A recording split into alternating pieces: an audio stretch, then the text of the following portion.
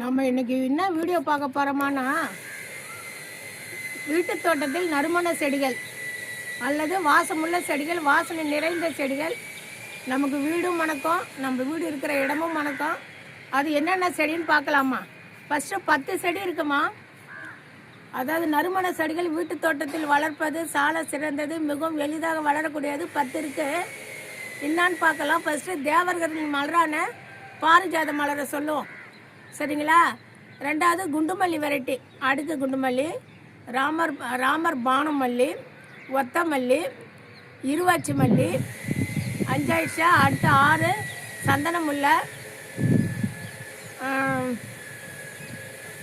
ஜாதி மல்லி, மறிக்கொழுந்து, செண்டு மல்லி 9 ஆயிடுச்சுமா.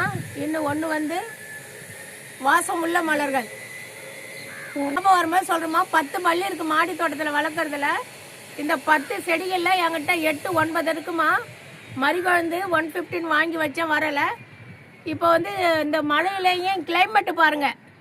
இப்போ நான் வந்து கடலூரில் இருக்கேம்மா, பட் நான் வந்து ஊட்டியில் கொடைக்கானலில் இருக்கிற மாதிரி இந்த ஆகாயத்தையும் இந்த செடிகளையும் இந்த கிளைமேட்டையும் பார்த்து மனம் பூரிச்சு போகுது. நீங்களும் அப்படி உணரணுன்னு நான் நினைக்கிறேம்மா. ரெண்டாவது, நான் வந்து குண்டுமல்லி செடி பக்கத்தில் தான் இருக்கேன். இது வந்து ராமர் பானம் மல்லி எவ்வளோ பெருசாக இருக்குது பாருங்கள். இதில் ஒரு 4 பூ எடுத்து இப்படி சைடில் வைக்கிறவங்களும் அழகாக வச்சுக்கலாம். ஆனால் இலை வச்சு வைக்கணும், இங்கே வைக்கிறவங்களும் வச்சுக்கலாம், சரியில்லையா? எவ்வளோ பெருசாக இருக்காங்க பாருங்கள். இது வந்து ராமர் பானம் மல்லி, ராமரால் உருவாக்கப்பட்ட மல்லி. இது வந்து ஒத்த மல்லி, குண்டு மல்லியிலே இது வந்து ஒத்த மல்லி. அடுக்கு மல்லி இதை காட்டுறோம். அடுக்கு மல்லி நேற்று பரிஷ்டமானேன்னு. இதுதான் விருவாச்சி மல்லி. இது வந்து விருவாச்சி மல்லி 7 இதழ் இருக்கும், 7 இதழ் இருக்கும். 7 இதழ் பெருசு பெருசாக இருக்கும். நேற்று நான் பூக்கள் பறிச்சிட்டோமா. அப்புறம் ரெண்டாவது இது குண்டுமல்லி செடி. குண்டுமல்லி செடியில் இப்படி பூக்கள் பூத்த உடனே இப்படி நம்ம கிள்ளி விட்டுட்டாதான் அடுத்த மொட்டுகள் வந்து ஈஸியாக எடுப்பாங்க நமக்கு, சரிங்களா? இருங்க, இதில் பழம் பழுத்திருக்கோம், பழுத்திருக்கான்னு பார்க்குறேன். இந்த விருவாச்சி செடிமா எனக்கு கிட்டத்தட்ட 7 பழம் கொடுத்துட்டாங்கம்மா. இவங்க தான் விருவாச்சி செடி. 7 பழங்கள் கொடுத்தாங்க, எடுத்து வச்சுருக்கம்மா. அந்த பழங்களை அப்படியே 1 மாதம் வச்சுருந்து நல்லா ட்ரை ஆனதுக்கப்புறம் தண்ணியில் ஊற்றி போடலான் இருக்கேன். அதனால் அந்த பழங்கள் காய்கள் காய்க்க வேணான்னா இதெல்லாம் கிள்ளிடணுமா. இதான் மஸ்ட்டு. பழங்கள் காய்க்க வேணான்னா இந்த மாதிரி மலர்கள் பூத்து இந்த காம்பு இருக்கும்ல, இதெல்லாம் அப்புறப்படுத்திடணுமா. வாங்க, நம்மக்கிட்ட ஒரு பிரான்ச்சாகவே இருக்குது. கிட்டத்தட்ட காக்கட்டா வாசம் இல்லாத மலர், பட் இவங்களோட வச்சுருக்கேன். கலர் காக்கட்டானே இருக்குமா நம்மகிட்ட. அதாவது அடுக்கு குண்டு மல்லின்னு நீங்கள் நல்லா தெரிஞ்சுக்கலாம். இது வந்து அடுக்கு குண்டு மல்லி ஃபேமிலியை சேர்ந்தது. எப்படி தெரிஞ்சுக்கலான்னா, இலை பாருங்கள். இலை வந்து கொஞ்சம் டார்க்காக இருக்கும், இலை வந்து பெருசாக இருக்கும். இது எவ்வளோ டார்க்காக இருக்குது பாருங்கள். இது அடுக்கு குண்டு மல்லி. இலையும் பெருசாக இருக்கும், பூவும் பெருசாக இருக்கும். எவ்வளோ திக்னஸாக இருக்காங்க பாருங்கள். இது வந்து அடுக்கு குண்டு மல்லிமா. வாங்க இன்னும் காட்டுறேன். இது ஒரு குண்டுமல்லி வெரைட்டிமா. எப்படி உச்சியில் அழகாக பூத்துருக்காங்க பாருங்கள். இங்கெல்லாம் நிறையா பட்ஸ் வச்சுருக்காங்க பாருங்கள். அதாவது நம்மகிட்ட இருக்க குண்டுமல்லியில் ஒரு செடி லேட்டாக பட்ஸ் வைக்கும், ஒரு செடி குயிக்காக பட்ஸ் வைக்கும். பட்ஸ் மீன்ஸ் மொக்கு, அந்த மாதிரி ஒத்த குண்டுமல்லி வெரைட்டிமா. இது வாசம் நிறைந்ததுன்னு சொல்கிறல்ல, இதெல்லாம் வாசம் நிறைந்தது தான். வாசனைகள் அதிகமாக இருக்கும். இது வந்து ஜாதி மல்லிமா. ஜாதி மல்லி நேற்று பெருசிட்டேன். எவ்வளோ பூக்கள் பெருசாக இருக்காங்க பாருங்கள். ஜாதி மல்லி நம்மகிட்ட 2 செடி இருக்காங்க. இதுவும் ஜாதி மல்லி தான். இந்த பூக்கள் வந்து கொஞ்சம் பெருசாக பூக்குன்னு சொல்லி இதை நான் பதியம் போட்டிருக்கேம்மா. பதியம் போட்டு இப்போ திரும்ப உருவாக்கியிருக்கேன். இது வந்து சந்தன முல்லைக்கு என்றைக்குமே ஒரு தனி சிறப்பு, தனி பெருமை, தனித்துவம் இருக்குது. எப்படின்னா, ஒரு 30 ரூபா 20 ரூபா போட்டு ஒரு கொடி வந்து ஏற்றி, ஒரு கொடி வாங்கி வச்சு ஒரு ஆள் உயரத்துக்கு ஏற்றிட்டிங்கன்னா நம்ம ஆயுள் காலம் முழுக்க பூக்கள் இருக்கும். இது ஒரு 15 வருஷத்து செடி, 15 இயர்ஸ், 15 இயர்ஸ் 15 இயர்ஸ் செடி. இது நமக்கு ரெகுலராக தலைக்கும் பூ கிடைக்கும், செடிக்கும் பூ கிடைக்கும். இவங்களுடைய குணம் என்னன்னு சொல்கிறேன். பாயிண்ட் 1, ஒரு நாளைக்கு கூட கொடுத்தா அடுத்த நாள் கம்மியாக கொடுப்பாங்க. பாயிண்ட் 1. பாயிண்ட் 2 வந்து வெட்ட துளுப்பாங்க. அதாவது இப்போ பூக்கள் பூத்துது, இது வந்து பூக்கள் போத்து முடிச்சிட்டாங்கன்னா இதை நம்ம கிள்ளி விட்டோம்னா இதுலேருந்து 2 கிளை வரும். வெட்ட துளுக்கும். ரெகுலராக பூ கொடுக்கும். ஒரு நாளைக்கு கூட ஒரு நாளைக்கு குறைய கூட இருக்கும். ரொம்ப வாசம் நிறைந்தது, நம்ம வாசனையாக இருக்கும். ஒன்றால் முடிஞ்சால் வெட்டி, என்னால் முடிஞ்சால் நான் வரேன்னு தொடர்ந்து வந்துக்கிட்டே இருப்பேன். அதை பாருங்கள், இதெல்லாம் நம்ம கவாத்து பண்ணி வந்த செடிகள் தான். இலைகள் வந்து எவ்வளோ ஃப்ரெஷ்ஷாக இருக்காங்க பாருங்கள். ஏன்னா வளருது மழை நாள்னு கீழே சவர் மேலே கீழே படியக்கூடாதுன்னு நான் கவாத்து பண்ணிக்கிட்டே இருப்பேம்மா. எந்த செடியில்னாலும் இந்த செடி வச்சுருங்க வீட்டில். இது ரொம்ப ரொம்ப முக்கியம். டெய்லி வேலைக்கு போகிறீங்க, வீடுன்ற வீட்டில் நம்ம விளக்கேற்றணும் போது விளக்குக்கு ஒரு பூ, ஆத்தாளுக்கு ஒரு பூ வச்சு விளக்கேற்றலாம். அதனால் இதை கண்டினியூவாக நீங்கள் ஃபாலோ பண்ணுங்கள். இது வந்து முல்லை செடிமா. இந்த முல்லை செடியில் ராமர் பாதமும் இருக்குது பாருங்கள், தெரியுதுங்களா? எவ்வளோ பெரிய பூ பாருங்கள். குட்டி செடி தான், எவ்வளோ பெரிய பூ பாருங்கள். இது வந்து தை மாதம் 6ஆம் தேதி 7ஆம் தேதி வச்சது தான். ஃப்ரீயாக கொடுத்த செடி இது. நான் ஒரு 800 ரூபாய்க்கு செடி வாங்கினா அதுக்கு ஃப்ரீயாக கொடுத்தாங்க. ஒரு செடி ராமர் பாதம், ஒரு செடி நாட்டு முல்லை, சின்ன முல்லை, சின்ன மல்லிகைப்பூ வாங்குறோமா அந்த மாதிரி சின்ன முல்லை. இதெல்லாம் வாசனை தான்.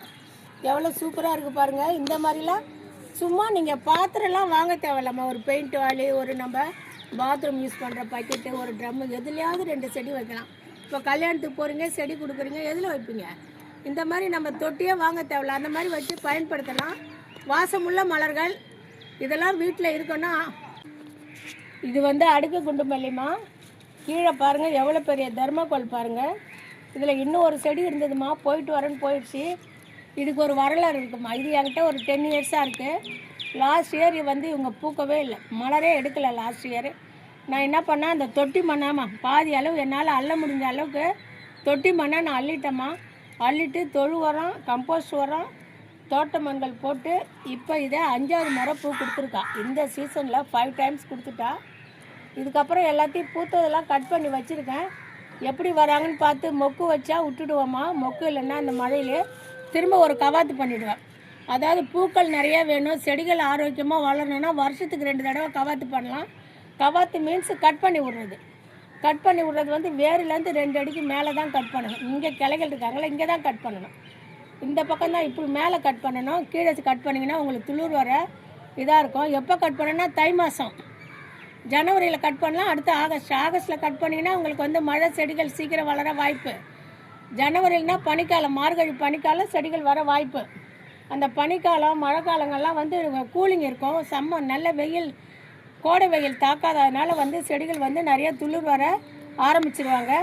இதெல்லாம் ஒரு வீட்டில் இருக்கக்கூடிய வாசனை செடிகள். இது இல்லாத பால்கனியில் எனக்கு அடுக்கு குண்டுமல்லி இருக்குது. கீழே தரைத்தளத்துலேருந்து ஒரு குண்டுமல்லி கொடி வந்து முதல் மாடிக்கு ஏறி இருக்குது. தரைத்தளத்துலேருந்து முதல் மாடி, அந்த இடம் எப்படி இருக்குன்னு பாருங்கள். இது நமக்கு மாடி, 2வது மாடி. இவ்வளோ வாசனை செடிகள் இருக்குது. நம்மகிட்ட இல்லாத செண்டு மல்லியும் மறிக்கொழுந்தும். செண்டு மல்லி நான் வைக்கலம்மா, அது ஹெவி வாசனை ஒன்று எனக்கு இன்னும் கிடைக்கல. அது வந்து ரொம்ப ஒரு செடி வச்சாலும் ரொம்ப பெருசாக வளரும், போத்து மாதிரி வளரும். அதில் வந்து வேறு ஏதாவது நம்ம கெடுதல் பண்ணுறது வசிக்கிற மாதிரி வாய்ப்பு இருக்கும் அதில். அதனால் நான் வைக்கல. மறிக்கொழுந்து வாசம் நிறைந்தது 2 வாங்கினோமா, 2 போயிட்டு வரேன்னு போயிடுச்சு. இதுக்கப்புறம் வாங்கி தான் நம்ம பார்க்கணும். இதுதான் ஒரு தோட்டம்னு இருந்தால், ஒரு வீடுன்னு இருந்தால் வாசமுள்ள செடிகள் நமக்கு பயனுள்ளதாக இருக்கணும், பூஜைக்கு பயனுள்ளதாக இருக்கணும், வீடும் வாசனமாக இருக்கணும். வீடும் வாசம் இருந்தாலே அழகாக சுக்கிர பகவானும் குரு பகவானும் வந்து வாசம் செய்வாங்க. நமக்கு என்ன தோஷங்கள் எது இருந்தாலும் நமக்கு நிவர்த்தி ஆகிடும். நன்றிம்மா. 2வது ஹெல்த் டிப்ஸ் ஒன்று சொல்கிறேன். ஹெல்த் டிப்ஸ் ஒன்று, லைஃப் டிப்ஸ் ஒன்று, சரிங்களா? ஹெல்த் டிப்ஸ் வந்து 1/2 ஹவருக்கு மேலே ஒரு இடத்துல உட்காராதீங்க. ஹவுஸ் ஒய்ஃபாக இருந்தாலும் சரி, ஆஃபீஸ் ஸ்டாஃபுங்களாக இருந்தாலும் சரி, இல்லை அவுட் ஆஃப் ஒர்க்கு செய்கிறவங்களா இருந்தாலும் சரி. இப்போ கொத்தனாருங்கெல்லாம் சித்துங்க வந்து நடந்துக்கிட்டே இருப்பாங்க, அவங்களுக்கு பிரச்சனை இல்லை. மெயினாக ஆஃபீஸ் ஒர்க்கும் ஹவுஸ் ஒய்ஃபுக்கு தான் சொல்கிறேன். 1/2 மணி நேரத்துக்கு மேலே ஒரு இடம் உட்காராதீங்க. கொஞ்சம் நடந்துட்டு எழுந்து வந்து உட்காருங்க. உங்கள் பேக் பெயின் வந்து நீடோடி நல்லா இருக்கணும், பேக் பெயின் வரக்கூடாதுன்னா இதை நீங்கள் செய்யணும். 2வது சிஸ்டத்தில் உட்காடுறீங்கன்னா இந்த முட்டி இருக்குது பாருங்கள், இந்த முட்டிக்கு ஜஸ்ட்டு 1 இன்ச்சு மேலே தான் உங்களுக்கு மிஷின் இருக்கணும், டைப் மிஷினு. இந்த முட்டி நம்ம கையை வச்சு உட்காரும்போது இப்படி போகக்கூடாது. கை இப்படி மேல் நோக்கி போனால் உங்களுக்கு கண்டிப்பாக கழுத்து பெயின், பின்னால் இருக்கிற முதுகு பெயின் வரும்.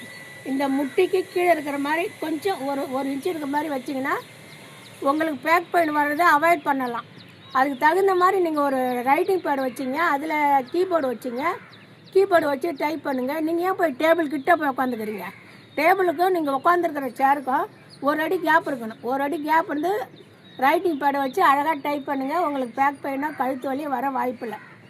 இது வந்து ஹெல்த் டிப்ஸு. நெக்ஸ்ட்டு வந்து ஃபுட்டுக்கான டிப்ஸு சொல்கிறேன். ஃபுட்டுக்கான டிப்ஸ் வந்து இந்த டீ காஃபிலாம் ஃபஸ்ட்டு அவாய்ட் பண்ணுங்கள். இந்த கிரீன் டீ காஃபி கிட்ட சேர்க்காதீங்க. அழகாக வந்து கருப்பிலை மல்லி புதினா ஒரு சூப் மாதிரி வச்சு கொடுங்க. அது முடிக்கும் நல்லது, ஹெல்த்துக்கும் நல்லது. கருப்பில் கொதிக்க வச்சு அதில் ரவை தேன் கலந்து குடிங்க. நிறையா இருக்குது. இந்த சிகப்பு செம்பருத்தி ஒத்தப்பூக்கள் அதை குடிக்கலாம், தேநீர் அருந்தலாம். பர்பிள் ஒத்த சங்குப்பூ அந்த தேநீர் அருந்தலாம். இல்லை ஒரு கேழ்வரகு கூழ். வெளியெல்லாம் போனீங்க, வெளியில் ஒரு மூவிங்கெலாம் போயிட்டுருக்கீங்க, பைக்கில் போகிறீங்க, ஜீப்பில் போகிறீங்க, ஒன்றும் அதாவது நம்ம வாழறதை தான் பார்க்கணும். அடுத்தவங்க என்ன நினைப்பாங்கன்னா அடுத்தவங்க வேலை இல்லாத இல்லை நம்மளை பற்றி நினைக்கிறதுக்கு. அழகாக கொண்டு போய் காரை கொண்டு போய் கூழ் கடையில் நிறுத்துறீங்க, ஒரு கிளாஸ் கூழை வாங்கி குடிக்கிறீங்க. சிறுதானியங்கள்லாம் சேர்த்துங்கம்மா.